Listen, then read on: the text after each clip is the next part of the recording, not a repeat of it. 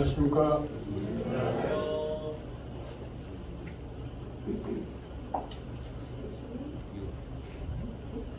마태복음 1장 보겠습니다.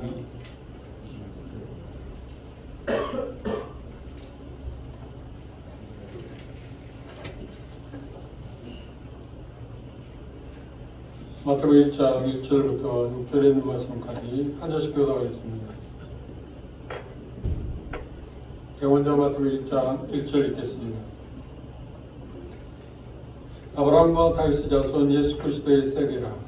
아브라함이 이삭을 낳고 이삭은 야곱을 낳고 야곱은 유다와 그 형제들을 낳고 유다는 다말에게서 베레스와 세라를 낳고 베레스는 헤스론을 낳고 헤스론은 남을 낳고 남은 아미나답을 낳고 아미나답은 나손을 낳고 나손은 살몬을 낳고 살몬은 나알에게서 보아스를 낳고 보아스는 루색에서 오벳을 낳고 오벳은 이세이를 낳고 이세는 다윗을 낳으니라 다윗은 우리아의 아내에게서 솔로몬을 낳고 예, 감사합니다.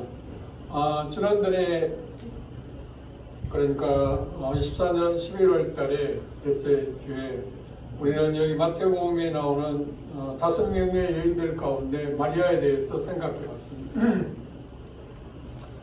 잠시 들었던 말씀을 우리가 상기해 봅시다. 성경에 나오는 여인들이 대개 몇 명이나 나와 있다고요? 적으신 분은 적으신 부분을 보시면 알 거고 327명이 성경에 여인들의 이름들이 나와 있습니다. 많은 여인들이 나와 있습니다. 생각보다. 그런데 마태복음 1장을 보시면 여러분들이 세대에서 마태복음 1장을 아마 읽었을 거라고 생각합니다. 그런데 이 말씀에 보면 본문에 보면 16절에 마리아를 포함해서 5명의 여인들이 나와 있습니다. 5명의 여인들의 특징이 뭐냐고 하면 예수 그리스도의 조상들 가운데 한 여인들로 나와 있습니다. 예수 그리스도의 조상들 가운데 여인들로 나와 있습니다. 그러나 우리가 일반적으로 생각하면 예수 그리스도의 조상들이라고 하면 대단히 특출한 사람들, 아마 경건한 사람들이 예수 그리스도의 조상이어야 한다고 생각하기 쉽습니다. 그런데 이 사람들은, 이 여인들은 4명, 마리아는 좀 그렇지 않습니다만 4명, 다말, 라합, 룻, 밧세바는 모두 다 당대에 참 함께하기 어려운 사람들, 대단히 부족한 사람들, 그러니까 세상 말하면 참 저질 중에 저질인 사람들입니다. 이런 여인들을 통해서 예수님께서 오셨다고 하는 것은 우리가 생각할 때 참 이해하기 어렵습니다. 그런데 그것은 하나님만이 그게 가능하다고 하는 것을 우리가 생각할 수 있습니다. 여기 마태복음 1장에 나오는 5명의 여인들이 나오는 여인들 중에 신약성경 첫 번째 나오는 여인들이 그 5명으로 나와 있는데 그들보다도 더 자세하게 성경에 기록된 여인들이 거의 없습니다. 예수 그리스도의 족보 가운데 그녀들의 이름이 기록된 것은 하나님의 성령을 통해서 감동으로 쓰여진 성경에 기록되었다는 사실은 우리에게 고개를 갸우뚱하게 합니다. 왜 이 여인들이 그렇게 거룩하지 아니한 여인들이 예수 그리스도의 조상들의 명부에 올랐을까 하는 것을 생각해 보면 그것은 유일한 답이 뭐라고 그랬나요? 하나님의 은혜라고 말했습니다. 그래서 이 마태복음의 1장을 딱 펴게 될 때 5명의 여인들을 생각하면 특별히 생각하는 게 뭐냐면 하나님의 은혜가 무엇이냐? 하나님의 은혜가 무엇인가? 하나님의 은혜라는 것이 어떤 것인가에 대해서 이 5명의 여인들을 통해서 우리는 그 어떤 것보다 가장 크게 생각할 수 있습니다.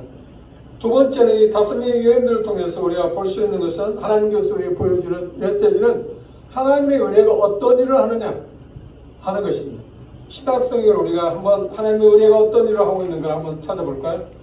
디도서 2장입니다.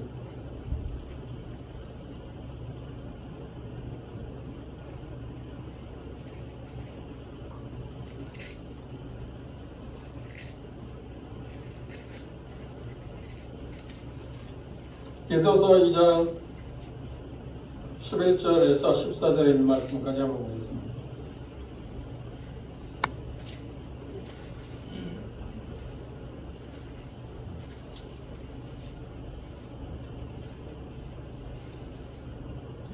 계속해서 2장 11절 모든 사람에게 구원을 주시는 하나님의 은혜가 나타나 하나님의 은혜가 뭘 하는가 나옵니다. 우리를 양육하시되 경건치 않은 것과 이 세상 정욕을 다 버리고 근신함과 의로움과 경건함으로 이 세상에 살고 복스러운 소망과 우리의 크신 하나님 구주 예수 그리스도의 영광이 나타나심을 기다리게 하셨으니 하나님의 은혜가 하는 일입니다. 14절에 보시면 그가 우리를 대신하여 자신을 주시면 모든 불법에서 우리를 구속하시고 불법에서 우리를 구속하시는 것이 하나님의 은혜다. 그리고 또 우리를 깨끗하게 하사 선한 일에 열심하는 친 백성이 되게 하셨다. 하나님의 은혜가 이 놀라운 일을 하고 있다고 이야기합니다. 하나님의 은혜가 하는 일이 뭐냐 하는 것을 특별히 5명의 예언을 통해서 우리는 바라볼 수 있습니다. 이 5명이 우리에게 주는 메시지가 있다면 첫 번째, 그녀들의 삶이 실패함을 거듭하고 그렇죠. 무너진 삶에서 하나님을 기쁘시게 할 수 있는 게 아무것도 없고 기쁘시게 할 수 있는 것을 전혀 불가능하다고 생각할 수밖에 없는 그 여인들이 우리에게 주는 메시지는 하나님의 특별한 그 소망에 대해서 이런 사람들도 구원을 받을 수 있다. 이런 사람들도 삶이 변화될 수 있다. 하나님의 은혜는 이런 사람들을 찾아내서 예수 그리스도의 조상 가운데 서었을 뿐만 아니라 하나님의 은혜가 그들을 변화시켰다 라고 하는 메시지입니다. 두 번째, 이 5명의 예언을 통해서 우리가 볼 수 있는 것은 하나님의 삶 가운데서 허락하신 그러니까 그녀들이 살아가는 삶의 언저리를 찾아오면 상처, 슬픔, 그런 아픔, 괴로워할 수밖에 없는 그런 수많은 것들이 그녀들의 삶에 쌓여 있었는데, 놓여 있었는데 우리에게도 그런 상태에 있을지라도 하나님은 우리에게 커다란 위로를 주신다고 하는 메시지가 들어있습니다. 그리고 이 5명의 여인들이 우리에게 주는 의미는 우리의 삶 가운데서 하나님의 은혜를 말미암아서 구원받은 후에 우리에게 주어지는 수많은 사명들이 있는데 그 놀라운 사명들을 감당하게 하신다. 그게 지난달에 본 마리아를 통해서 우리가 특별히 바라본 의미입니다. 그래서 우리가 어떤 상황에 있든 어떤 것들이 하나님께서 우리에게 주어지는 간에 그것들에 대해서 하나님의 은혜는 그리고 하나님께 우리에게 베푸시는 그 은혜로 말미암아서 그걸 넘어설 수 있는 그런 어려움도 그런 사명도 없다. 모든 것을 감당하게 하신다고 이야기하고 있습니다. 그럼 이 시간에는 먼저 다말에 대해서 생각해 봅시다. 다말을 생각하면 창세기 38장으로 돌아가셔서 다말이 어떤 여인가를 우리가 바라봅시다. 창세기 38장입니다.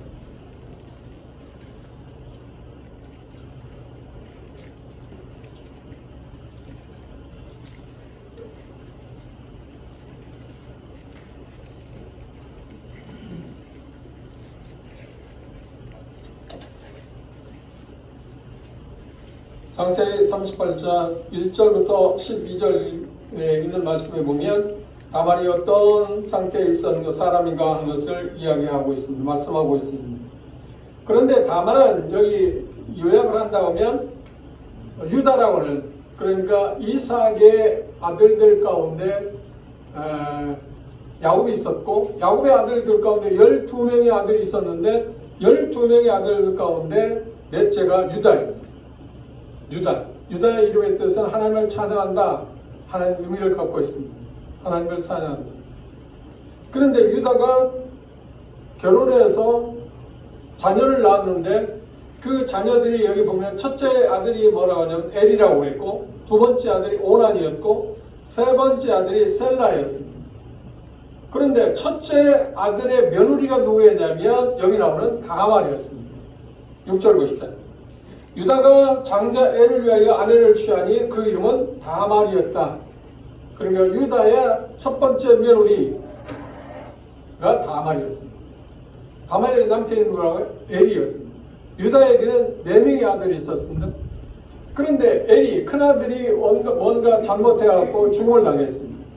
그래서 계대 결혼이라고 해서 자손들을 그 아들의 그러니까 큰아들 엘에게 자손이 끊겨서는 안 된다고 하는 것 때문에 형수하고 두 번째 아들이 결혼해가지고 첫 번째 아들을 얻게 되면 그 아들은 두 번째 아들이 명분에 오르는 게 아니라 그 형의 명분을 얼게 되었습니다. 그래서 그걸 계대 결혼이라고 했습니다.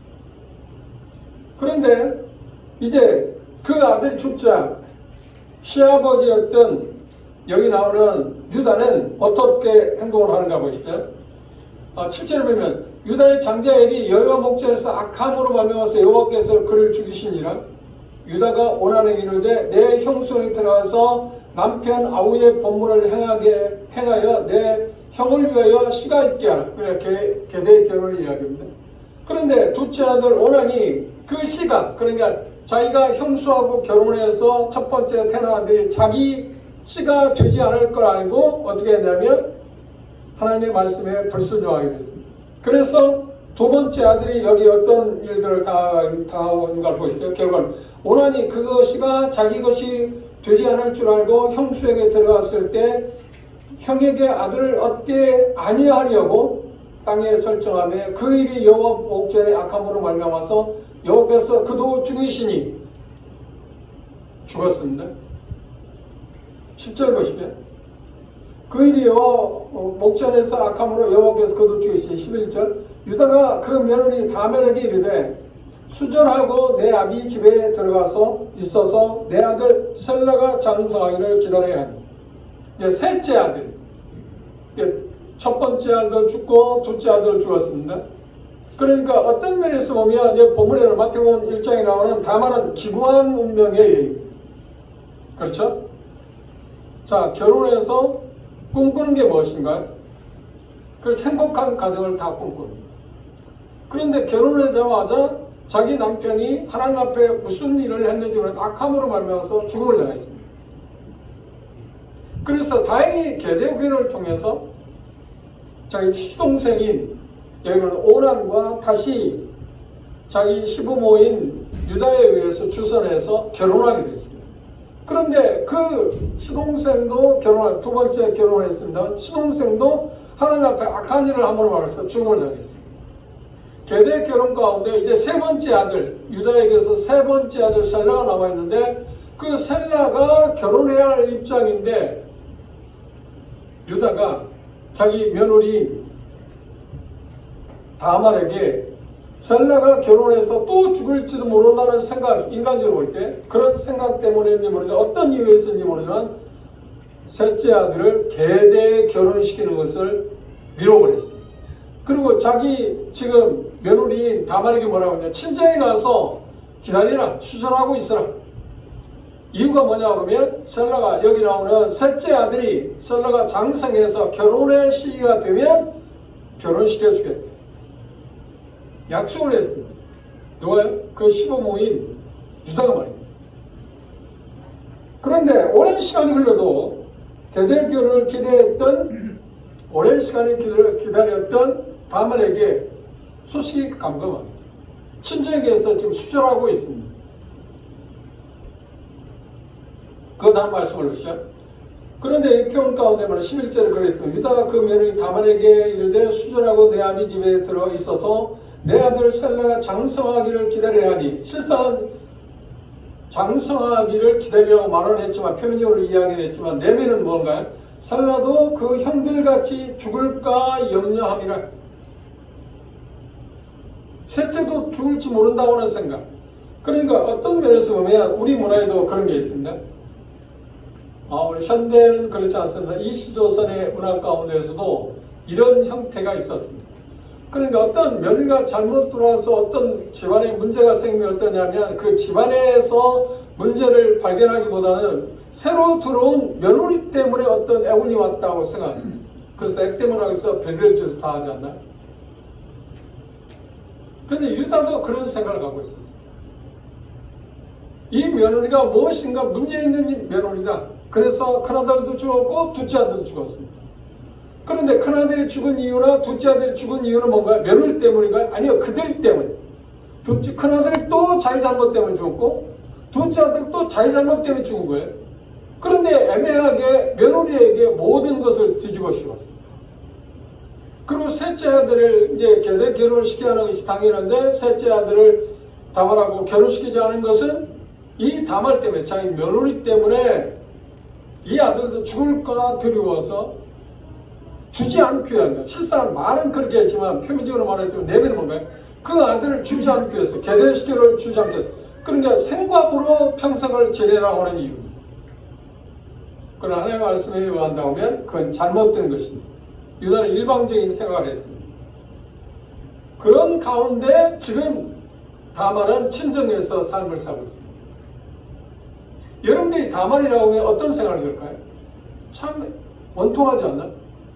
그리고 당연히 자기가 받을 권리가 지금 있습니다. 그 권리는 무엇인가요? 자격이 주어져 셋째 아들과 결혼해서 그 첫째 아들하고 둘째 아들하고 결혼해서 행복한 가정이 파괴되긴 했지만 셋째 아들을 결혼해서 가정을 아름답게 이루어갈 수 있는 그런 희망이 다말에게 있었는데 그 희망조차도 시부모인 유다가 빼앗아버렸어요. 모든 것을 지금 앗아갔어요. 그러니까 세상에 살아갈 때 어떤 것도 바랄 수 있는 게 하나도 다말에게는 없어요. 그래서 이런 여인들을 우리는 뭐라고 해야 되나? 기구한 운명이라고 그렇게 표현하는 거예요. 참 기구한 운명입니다. 한 사람하고 살면서 상처하는 것도 고통스러운 일입니다. 두 번째도 그리고 이제 세 번째 기회가 주어졌는데 그 세 번째 주는 기회가 박탈당한 상태에서 친정에서 지금 살고 있습니다.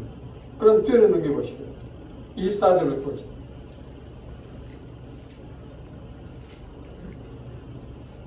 석 달쯤 후에 혹이 유다에게 구하여 가로되 내 며느리 다말이 행음하였고 음행했다는 간음했다는 건데 그 행음을 인하여 잉태하였다 그랬습니다.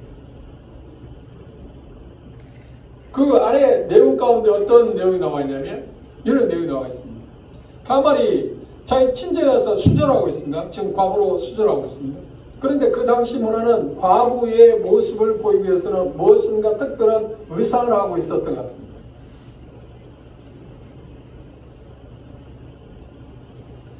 자기 시부모에 대해서 원망하는 마음이 가득했을 것입니다. 이유가 뭘까요? 자기 삶을 행복할 수 있는 그 삶의 권한을 박탈당했어요. 누구에 의해서? 자기 시부모인 유다에 의해서. 그리고 모든 것은 자기 아들, 유다의 아들들이 잘못해서 죽었는데 죽임을 당했는데 마치 자기의 잘못을 며느리 잘못으로 몰아가는 이 유다의 그 모습을 볼 때 얼마나 결심하겠습니까? 얼마나 원통하겠습니까? 우리 간접으로 생각할 때는 얼마나 누구나 봐도 동정할 수밖에 없는 여인이 뭐냐면 다말입니다. 그런데 다말이 자기 시부모의 유다에 복수할 수 있는 기회가 왔습니다. 그게 되냐면 자기 친정에 있는 곳에 유다가 양을 치고 있었는데 양털 깎는 것이 목축업을 하는 사람에게 가장 큰 행사였습니다. 그런데 유다가 지금 다말에 있는 곳에 친정이 있는 곳에서 자기 시부모가 양털 깎기 위해서 양털을 깎는 것, 그러니까 소득의 모든 것을 얻는 소출을 얻는 가장 중요한 시기죠. 그것을 이용해서 사람이라고 하면 일반적인 사람의 도대체가 생각할 수 없는 정말 추악한 생각을 했습니다. 그 추악한 생각이 뭐냐면 자기 시부모에게 복수하겠다, 원한을 풀겠다고 하는 것은 우리가 충분히 이해할 수 있습니다. 그런데 그 방법이 정말 기상천외한 그 방법이 뭐라고요? 시부모하고 정을 통하였다.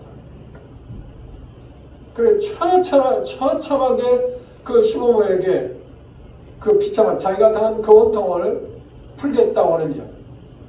그 도대체가 생각할 수 없는 거 아닌가요? 어떻게 이런 일을 합니까? 원수를 감다, 복수한다? 그러면서 우리가 인간적으로 볼 때 이해할 수는 있습니다. 그런데 그 방법이 정말 상상할 수 없는 방법 아닌가요? 그래서 양털 깎기 하기 위해서 나온 지금 자기 시부모에게 어떻게 행동하는 걸 보시죠. 12절 계속 주목해 봅시다.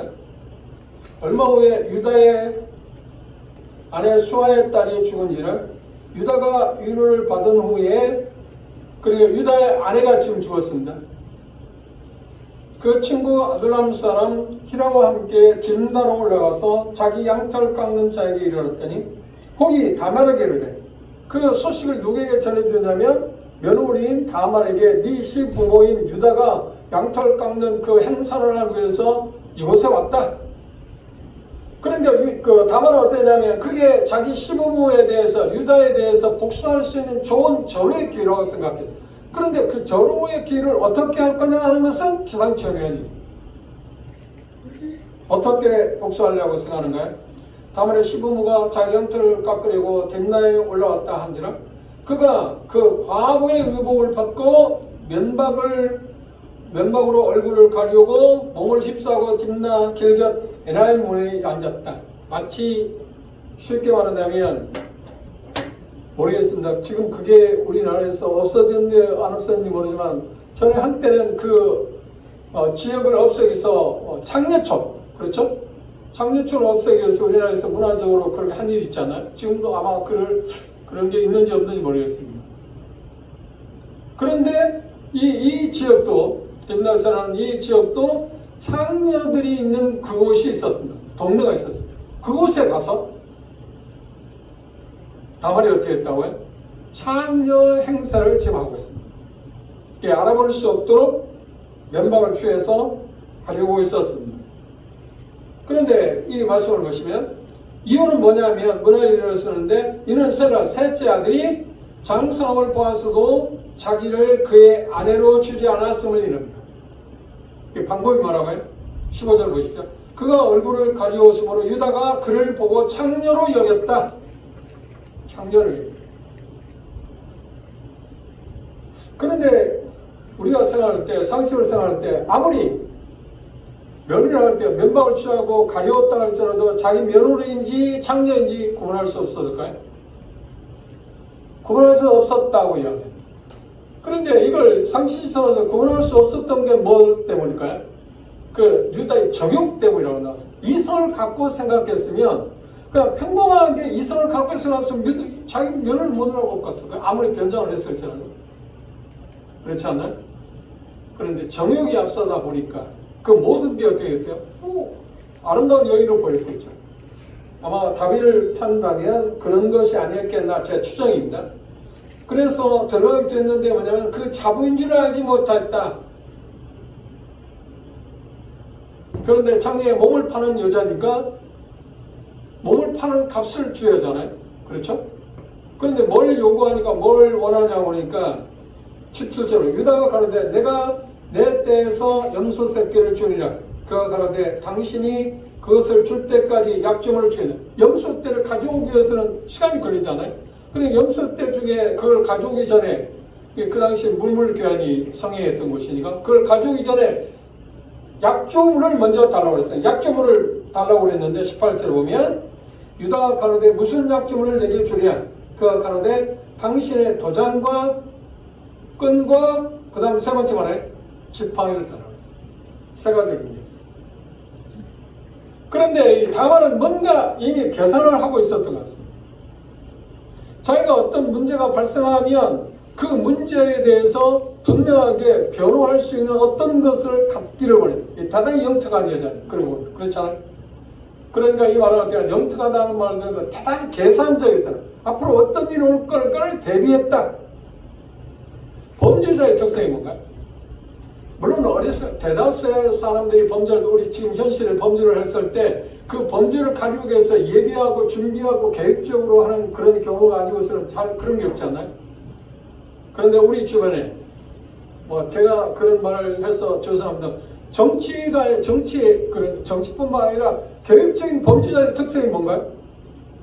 뇌물을 주거나 어떤 범죄를 할 때 다 증거물을 갖고 만들어 놨잖아요. 그렇죠? 최근에 어떤 분도 선거 어떤 부정적인 일을 하고 그것 때문에 대통령이 어려움을 당한다고 사실이 아닌 잘못했어요. 나타난 것은. 그런데 어때요? 다 음성으로 채취해 놓고 그리고 그것들을 다 장부에 써놓기도 하고 그럼 만일 어떤 문제가 자기가 불의한 일을 당한다 했을 경우 어떻게 해요? 그것들을 갖고 자기들의 죄를 쉽게 말하면 변호하기 위해서 그래서 상대방이 자기의 죄를 들춰내지 못하도록 하기 위해서 그런 계획적인 것들을 세우죠. 사람이 참 악합니다. 그런데 여기 나오는 본문에 나온 다말도 그에 못지않은 여자입니다. 정말 감교한 여자라고 말할 수 있습니다. 감교한 여자가 아니고서야 어떻게 자기 시부모 정을 통할 사람이 정을 통함으로 말미암아서 시부모에게 그 원한을 갚겠다는 생각이 누가 하겠습니까? 감히 누가 하겠습니까? 중요한 것은 하만이 바로 그런 여자, 추악하기에 정말 짝이 없는, 상상할 수 없는, 세상에서 어떻게 이런 악한 여자가 있을 수 있나요? 원한을 갚아야겠죠. 당연한 일일지도 모릅니다.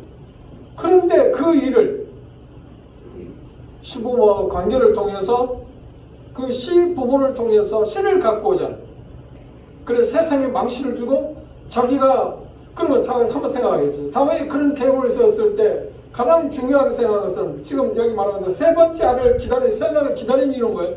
건강한 가정을 만들어서 행복하게 살고자 하는 마음 아닌가요? 그렇죠? 자기가 이제까지 당한 모든 수모 원통함을 풀고자 하는 마음 아닌가요? 그런데 자기 시부모하고 정을 통하게 되면 그게 자기가 원해요? 아니죠. 더 어려워지는 거예요. 상황이 더 나빠지는 거 아닌가요? 그런데 다만은 거기까지는 생각이 안 했어요. 그래서 결과는 어땠나요? 여기 말씀 본 것처럼 이제 잉태하게 되었다. 자녀를, 아이들을 갖게 되었다. 참 하나님 어떤 면에서 유다는 그냥 창녀로 생각했으니까 순간에 어떤 쾌락을 누릴 수 있을 거라고 생각했을지 모르는데, 그리고 어떤 면에서 보면, 인간적인 면에서 본다고 하면 유다도 자기 처가 죽었기 때문에 이제 홀몸이잖아요. 그러니까 인간의 어떤 남자의 어떤 정욕을 해결하기 위해 해소할 수 있는 방법 가운데 창녀를 선택했는지 모릅니다. 그런데 분명한 것은 유다는 어떤 사람인가요? 하나님께서 약속한 자녀들, 야곱의 후손. 그리고 우리가 알고 있는 것처럼 유다의 계열에서, 지금 여기 장본에 있는 유다의 계열에서 누가 나왔나요? 12아들이, 야곱의 12아들이 있는데 요셉의 계열에서 예수님 온 게 아닙니다. 유다의 계열에서 예수님 오셨잖아요. 그런 유다는 그런 특별한 사명을 갖고 있는 사람, 자기는 지금 모르죠.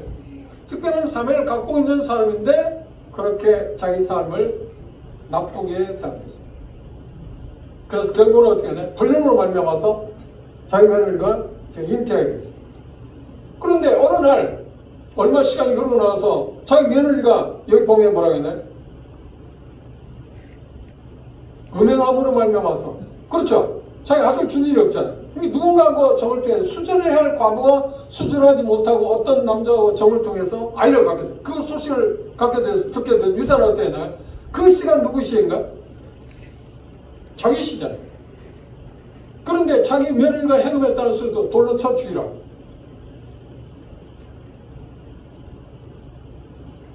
불사를 하고 그랬어요.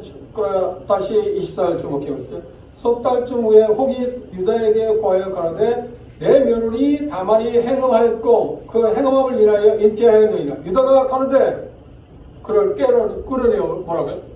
불사를 하라. 후에 율법이 생긴 이후에는 뭐라냐? 이런 사람을 어떻게 하냐면 돌로 쳐 죽이라고 했어요.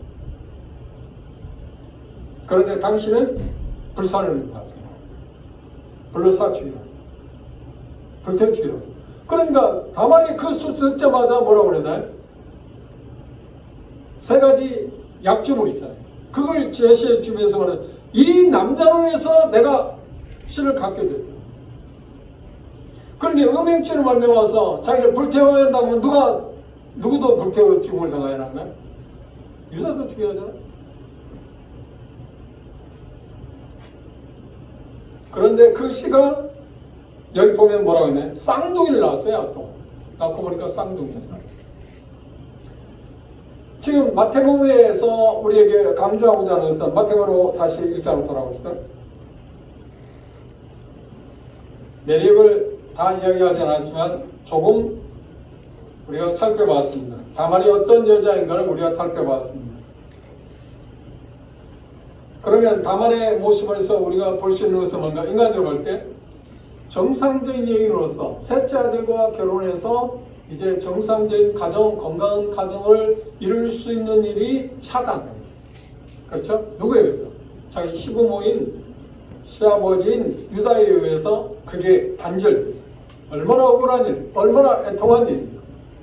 그러니까 자기가 마땅히 누려야 할 권한을 어떻게 박탈당한 것입니다. 다말은 또 하나, 다말은 걔가 행복한 결혼 생활을 할 수 있는 일을 지금 제지당했습니다. 누구에 의해서? 시부모인 유다에 의해서.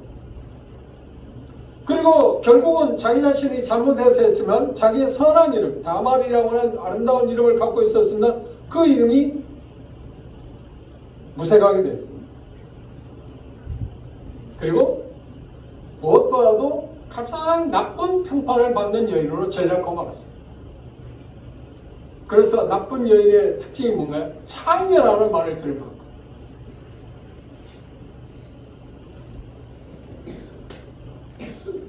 그런데 다말은 쉽게 말하면 결국은 뭐냐면 자기 죄로 인해서 이 모든 걸 이뤘지 않나요?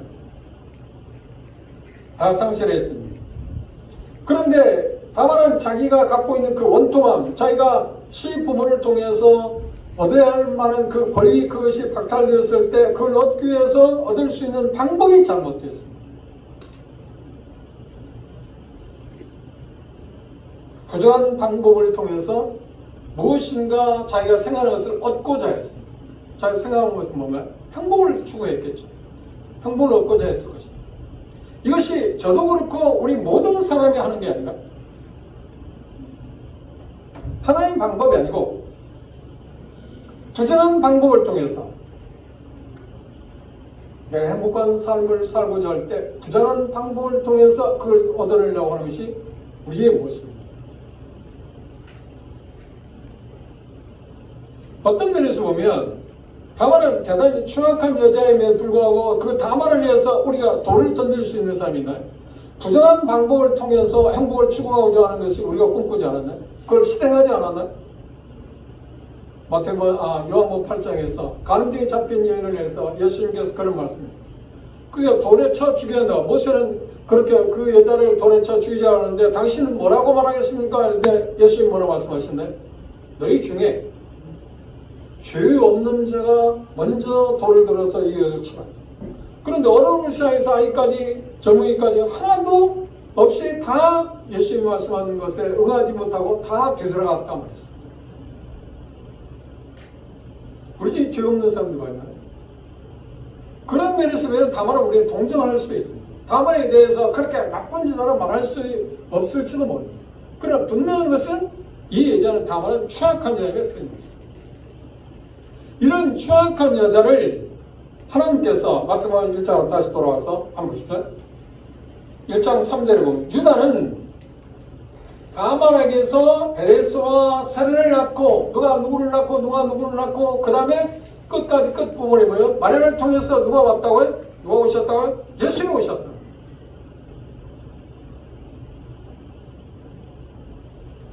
여러분이 하나님이라고 하면 이런 추악한 여인의 계획을 통해서 그 조건을 통해서 예수님이 오시게 하시겠습니까? 아무도 그걸 원하지 않아요. 아니 하나님이 아니고 우리가 이성을 갖고 있는 사람이라면 우리 조상들의 이름들을 기록할 때 이런 추악한 여자를 조상의 이름 가운데 넣을 사람이 있나요? 아니 있어도 넣지 않을 것입니다.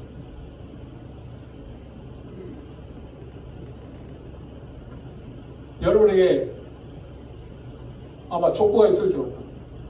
저희 집에도 우리 족보가 있습니다. 멧돼손 족보 쭉 거슬러 올라가서 저부터 시작해서 쭉 올라가서 있습니다. 족보가 있습니다. 그런데 그 족보에 보면 다단히 이 시조선에서 어떤 내놓으라는 수많은 사람들이 나옵니다. 자랑 아닙니다. 그 자랑할 게 아닙니다. 족보 이야기에서 아무런 도움이 되지 않습니다. 그런데 여러분 역사를 아시는지 모르겠습니다. 역사를 조사해보면 이 시조선에 보면 동대 정씨의 과문들 가운데 24명이 정승을 했어요.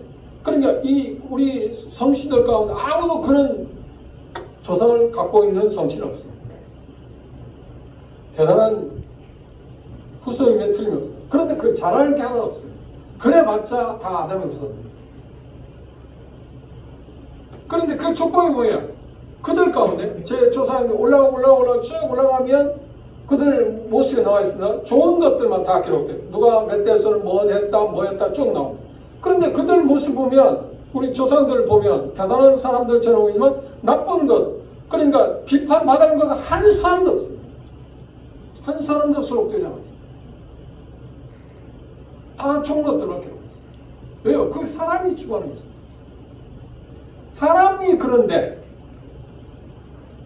하나님이 감히 그런 일을 할 수 있겠습니까? 그런데 하나님은 어떻게 해요? 있는 대로 기록해요. 있는 대로. 이게 하나님이 놀랍다고 하는 것의 특이점입니다. 하나님이 있는 대로 기록해 놓았습니다. 그걸 감추려고도 하거나 미화시키려고 하지 않습니다. 있는 현실 그대로 기록해 놓았습니다. 그래서 성경이 하나님의 말씀이라고는 빼놓을 수 있는 증명 가운데, 증거할 수 있는 가운데 바로 그거다. 하나님의 사실을 그대로 기록해 놓았습니다.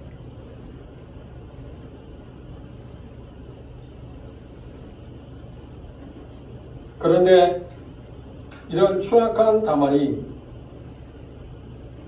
예수 그리스도의 조상들 가운데, 족복 가운데 올라왔습니다. 이걸 설명할 수 있는 게 딱 하나 있다고 그랬습니다. 그게 뭐라고요? 하나님의 은혜만 우리가 생각합니다. 하나님의 은혜가 아니고서는 이거 가능하지 않습니다. 이런 여인이 어떻게 예수 그리스도의 족복에 올랐습니까? 하나님의 은혜가 그렇게 한다.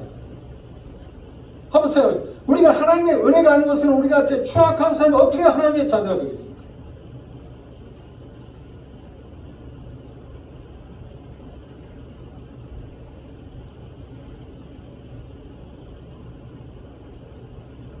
다만을 생각하면 여기에 하나님께서 우리에게 주는 가장 큰 메시지는 하나님의 은혜입니다. 하나님의 은혜가 아니고서는 이게 가능하지 않다. 말대로 은혜는 무엇인가? 받을 자격이 없는 사람, 그 사람에게 하나님 베푸시는 사랑 보입니다. 그리스도의 족복 가운데, 조상 가운데 오를 수 있는 명복에 오를 사람이 아닙니다. 그런데 올랐습니다. 그거 뭐예요? 하나님의 은혜가 그걸 가능하게 했다.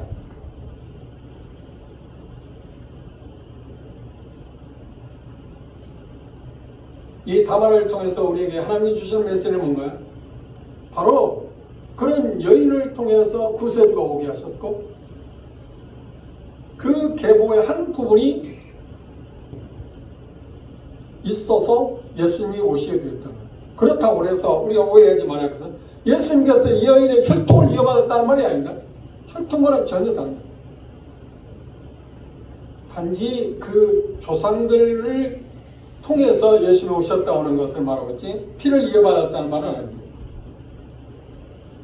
하나님의 놀라운 은혜가 다말을 예수 그리스도의 족복 가운데 들어가게 했습니다.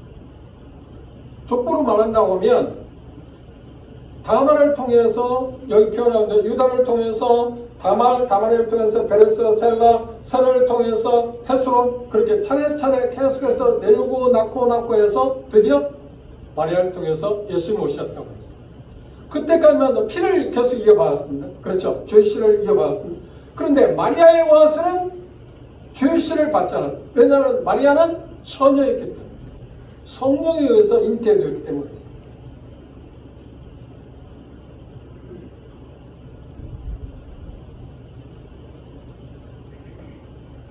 그래서 마태복음 1장 3절에 그렇게 말했습니다. 유다는 다말에게서 베레스와 셀을 낳고 그리고 낳고 해서 예수 그리스도께서 오셨다. 1장 1절에 아브라함과 다윗의 자손 예수 그리스도의 사계다 족복. 그래 예수 그리스도의 조상들 가운데 한 사람이 누구냐면 이 다말이라고 지금 이야기하고 있습니다.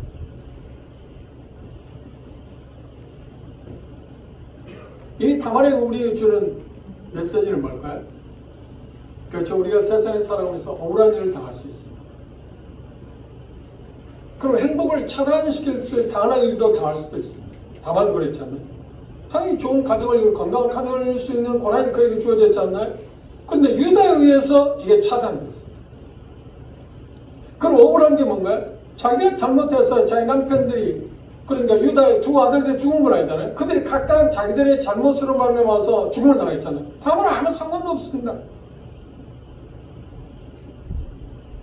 이 얼마나 억울한 일입니까? 우리가 그리스도의 안에 살면서 억울한 일을 수없이 당할 수 있습니다.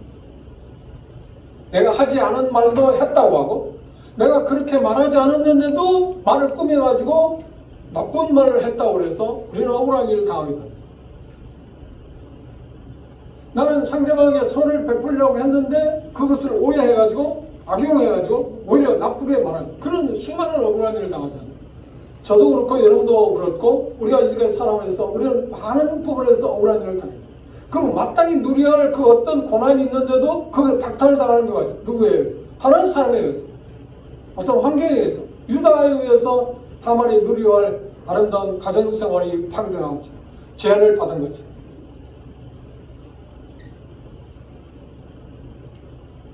그렇다고 해서 다말처럼 우리는 악한 꾀를 생각해야 하는 거예요? 하나님 우리에게 그렇게 말씀하시는 거예요? 네가 부당한 일을 당했다, 억울한 일을 당했다. 그러니까 그걸 하기 위해서는 어떤 수단과 방법을 가리지 않고 그에게 안갚음을 하라고 우리 말씀하시는 거예요? 아니죠. 로마 12장 뭐라는 거예요? 원수를 갚으려고 하지 마. 하나님께 맡겨. 원통한 일을 갚으려고 생각하지 마라. 하나님께 맡겨. 그런데 우리는 그 하나님의 말씀을 믿지 못. 쉽게 말하면 하나님께 그렇게 하실 거라고 우리는 믿지 못하는 거예요. 그래서 내가 뭔가 나서서 그 문제를 해결해야겠다고 생각합니다. 그런데 결과는 어떻게 된 거예요? 다말처럼 오히려 더 나빠진다는 거예요. 역효과를 가져요.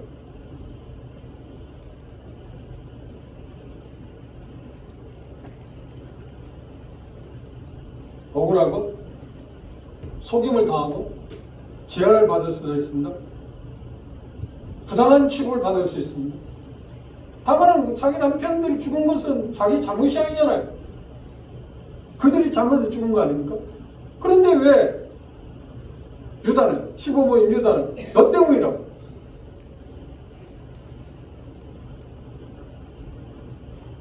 우리가 주님날에 갈 때까지 우리는 부당한 취급을 받을 수 있습니다. 그럼 마땅히 누려야 할 그 권리를 박탈당할 수도 있습니다. 그러니까 우리가 조심할 건 뭔가요? 그걸 갚기 위해서 우리의 수단을 강구하지 말자.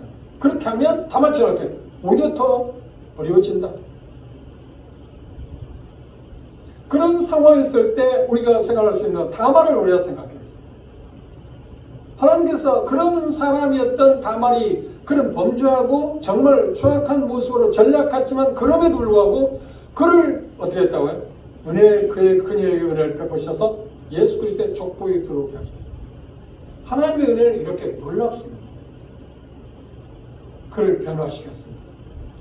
그가 기대할 수 있는 그 어떤 것도 자기 스스로가 얻어낼 수 없었는데 하나님의 은혜가 그로 하여금 그걸 얻어내게, 얻게, 그걸 누리게 했어요. 무엇이 하나님의 은혜가? 그게 가장 대표적인 게 뭔가요? 이 여인이 어떻게 예수 그리스도의 조상이 되겠느냐는 겁니다. 그런데 하나님의 은혜가 그녀로 하여금 예수 그리스도의 조상이 되겠어요. 그녀의 자신을 생각하면 참 추하게 짱겹지만 그녀를 통해서 예수 그리스도가 오셨다고 생각할 때 얼마나 고귀한 여자예요. 하나님은 그렇게 그녀를 높이셨어요. 우리도 마찬가지입니다. 다말처럼 그런 억울한 일, 권리가 박탈당하고 부당한 취급을 당하고 그런다고 할지라도 하나님의 은혜는 우리를 그 모든 것들을 해소시키고 우리를 아름답게 만드실 거라고 합니다. 아까 디도서 2장 1절에 14절 그런 말씀. 하나님의 은혜가 나타났다. 그래서 우리를 구원하셨다. 다시 보십시오. 하나하나씩 그 부분을 다시 보도록 하겠습니다. 디도서 2장 11절인데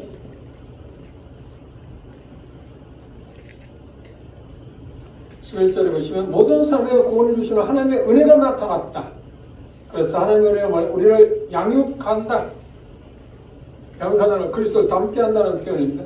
그리고 경건치 않은 것과 이 세상 정욕을 다 버리고 그것들을 버리고 유다가 자기 생각했던 그 모든 것들을 버리고 하나님을 의지했다는 얼마나 좋았을까요?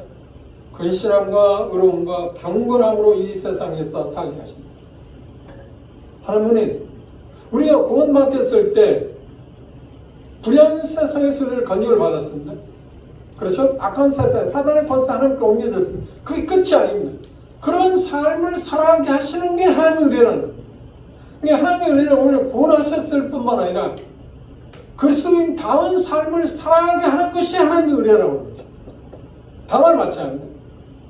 하나님의 은혜를 말미암아서 그리스도의 족보의 조상 가운데 올렸지만 올리기도 했을 뿐만 아니라 그런 삶을 살아가게 하셔서 빛나게 했다고 합니다.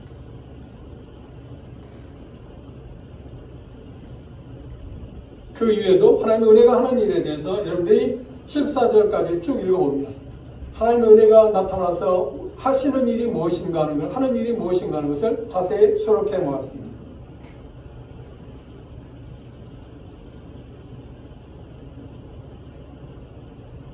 고린도후서를 보십시다. 바울 사도 이렇게 고백했습니다. 고린도후서 12장입니다.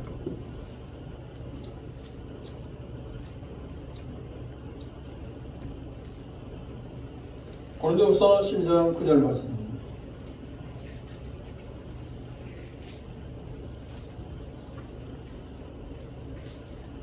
내게 이르시기를 내 은혜가 내게 족하도다. 이는 내 능력이 약한 데서 온전하여지리라 하시니라. 이러므로 도리어 크게 기뻐함으로 나의 여러 약한 것들에 대하여 자랑하리니 이는 그리스도의 능력으로 내게 머물게 하리라.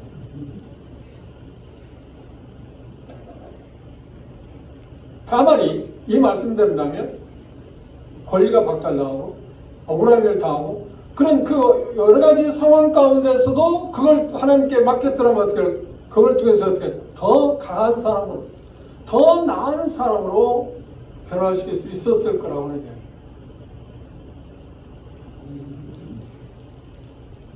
결론적으로 다만을 통해서 우리가 봐야 할 것은 무엇인가? 중요한 것은 그것입니다. 아무리 큰 고통거리랄지라도 말씀드린 것처럼 억울한 것, 속임을 당하는 것, 권리가 박탈당하는 것, 부당한 취급을 받는 것들, 그 모든 것들도 치유되지 못할 고통은 없다. 왜? 하나님의 은혜가 있습니다. 하나님께서 우리를 구원하셨고 그 은혜로 인해서 그것들을 하나님이 치유하신다. 그게 다말이 우리에게 주는 하나님께 가장 큰 메시지입니다. 다말을 생각하십시오. 그리고 그 하나님을 하나님의 은혜를 생각하십시오. 하나님의 은혜는 그런 상황이 있을지라도 우리를 더 어떻게 해야 돼요? 더 능력 있게 하기 위해서 하나님의 능력이 우리 마음 가운데 우리의 삶 가운데 계속 우리를 지배할 수 있도록 하기 위해서 구체적으로 말할 수는 없지만 긍정적으로 말하면 우리의 삶을 빛나게 하기 위해서 값지게 하기 위해서 우리의 삶 가운데 그런 억울한 일도 또 부당한 취급도 또 속임을 당하기도 하신다는 것입니다. 그런 일을 당할 때마다 다말을 기억하십니다. 그리고 하나님의 은혜를 생각합시다. 하나님의 그 은혜를 그 모든 것들을 바꿀 수 있는 능력이 있다. 그리고 견뎌냅시다. 그리고 다시 한번 다말을 생각하면서 우리가 그런 억울한 일들, 부당한 취급, 속임을 당한다 할지라도 우리 자의적인 방법으로 복수하려고 하지 마십시오. 그걸 하나님께 갖다 맡깁시다. 그러면 하나님께서 어떻게 하시겠다고요? 그걸 바꿔주시겠다.